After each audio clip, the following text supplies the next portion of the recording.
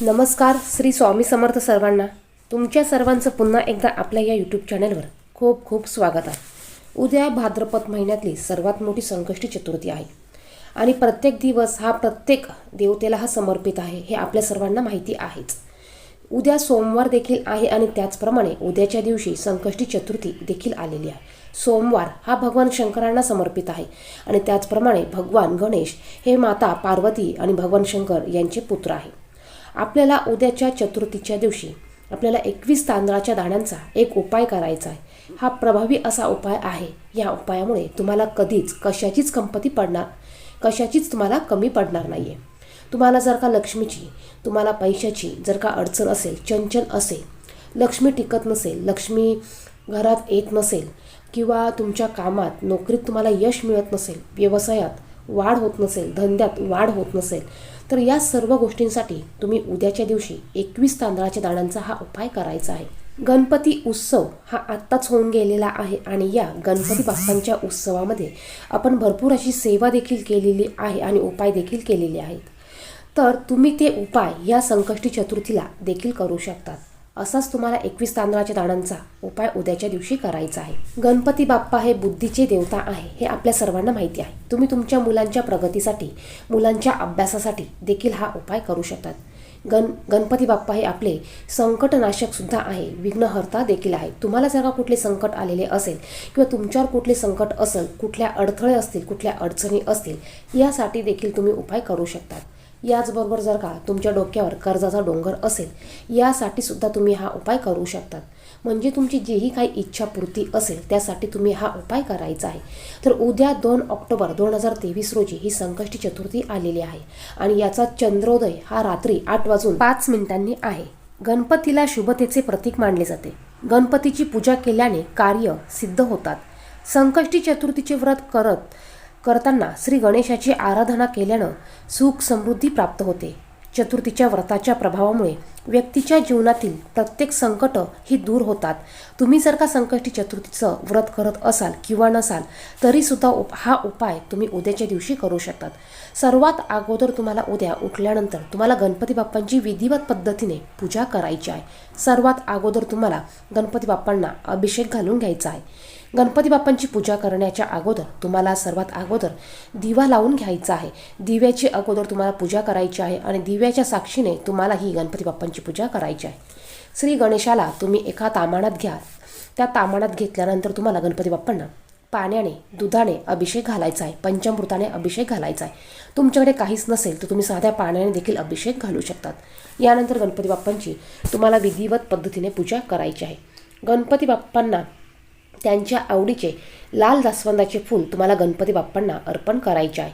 यानंतर तुम्हाला गणपती बाप्पांना दुर्वा अर्पण करायचे आहे. तुम्हाला जर का रोजच्या जीवनात दररोज गणपती बाप्पांना दुर्वा अर्पण करणं शक्य असेल तर तुम्ही दररोज गणपती बाप्पांना दुर्वा अर्पण करू शकतात. याचबरोबर तुम्हाला गणपती बाप्पांना गूळ खोबऱ्याचा नैवेद्य दाखवायचा आहे. तुम्ही जर का मोदक बनवणार असाल तर तुम्ही मोदकाचा नैवेद्य दाखविला तरी चालणार आहे. या पद्धतीने तुम्हाला उद्याच्या दिवशी गणपती बाप्पांची विधिवत पद्धतीने पूजा करायची आहे. यानंतर तुम्ही अभिषेक करत असताना जर का तुम्हाला गणपती अथर्व शीर्ष येत असेल तर तुम्ही गणपती अथर्व शीर्ष म्हणत गणपती बाप्पांना अभिषेक घालू शकतात आणि हे अभिषेक घातलेलं पाणी, तीर्थ तुम्ही तुमच्या मुलांना प्यायला देऊ शकतात. यामुळे तुमच्या मुलांच्या बुद्धीमध्ये वाढ होणार आहे. तुमच्या मुलांचा अभ्यासामध्ये प्रगती होणार आहे. उपाय काय करायचा आहे हे सांगण्या अगोदर तुम्ही जर का चॅनलला अजूनही सबस्क्राईब केलेलं नसेल तर चॅनलला सबस्क्राईब करा आणि बाजूच्या बेल आयकॉनला प्रेस करा. तुम्हाला उद्या 21 तांदळाचे दाणे घ्यायचे आहे. हे तांदळाचे दाणे घेताना कुठेही ते खंडित नसावे, म्हणजे ते तुटलेले नसावे. हे तांदळाचे दाणे अखंड असावे. 21 तांदळाचे दाणे तुम्ही नीट पाहून न तुटलेले तांदूळ घ्यायचे आहे.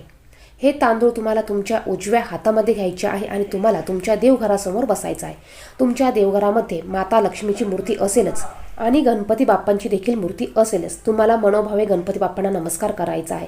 तुम्हाला हे तांदळाचे दाणे हातात घ्यायचे आहे. तुमची जी पण काही इच्छा असेल ती तुम्हाला प्रकट करायची आहे, व्यक्त करायची आहे. गणपती बाप्पांना ती इच्छा पूर्ण करण्यासाठी तुम्हाला सांकडं घालायचं आहे. यानंतर तुम्हाला 108 वेळा ओम गण गणपते नमः या मंत्राचा तुम्हाला जप करायचा आहे. यानंतर 1 वेळा गणेश स्तोत्र तुम्हाला बोलायचं आहे किंवा तुम्ही 1 वेळा गणपती अथर्व शीर्ष देखील म्हणू शकतात. आणि नंतर तुम्हाला हे तांदूळ तुम्हाला गणपती बाप्पांच्या चरणापाशी ठेवायचे आहे. दुसऱ्या दिवशी सकाळी उठल्यानंतर तुम्हाला हे तांदळाचे दाणे उचलायचे आहे. ते एका कागदाच्या पुडीमध्ये बांधून तुम्हाला ते तुमच्या कपाटात, तिजोरीत, तुम्ही जिथे पैसे ठेवत असाल तिथे तुम्हाला हे ठेवायचे आहे. किंवा हे तांदळाचे दाणे तुम्ही तुमच्या पाकिटात, पर्समध्ये देखील ठेवू शकतात. त्यानंतर तुम्ही जेव्हा कुठेही कधीही चांगल्या कामासाठी, एखाद्या महत्त्वाच्या कामासाठी जर का बाहेर पडत असाल, त्यावेळेस तुम्हाला यातले 2 तांदळाचे दाणे तुमच्या जवळ ठेवायचे आहे आणि मग ते काम करण्यासाठी तुम्हाला बाहेर पडायचं आहे. बघा, तुमचं कुठलंही चांगलं काम असू द्या, ते काम तुमचं पूर्ण होणार म्हणजे होणारच. आपण हे जे उपाय करत असतो, हे उपाय नसून एक प्रकारची ही सेवा आपल्याकडनं होत असते. बघा, आपल्याला हे उपाय करून आपलं काही चांगलं होत नसतं, की हे उपाय केले म्हणजे आपलं सर्व काही चांगलं होईल असं नसतं. आपल्याला मेहनत आणि कष्टही करावे लागतातच. पण आपल्या कष्टाला, आपल्या मेहनतीला आपल्याला पाठबळ हवं, साथ हवी, आपल्या ह्या मेहनतीला फळ मिळावं, यासाठी आपण हे उपाय करत असतो. यासाठी आपण हे आपल्या त्या तिथीला, त्या देवतेला आपण हे सांकडं घालत असतो, त्यांच्याकडे इच्छा प्रकट करत असतो.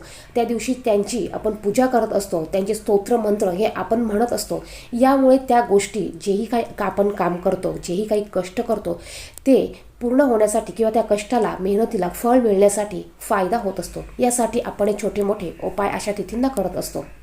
व्हिडिओत सांगितलेली माहिती आवडली तर व्हिडिओला नक्कीच लाईक करा. चॅनेलवर पहिल्यांदा असाल तर चॅनेलला सुद्धा सबस्क्राईब करा. धन्यवाद. श्री स्वामी समर्थ.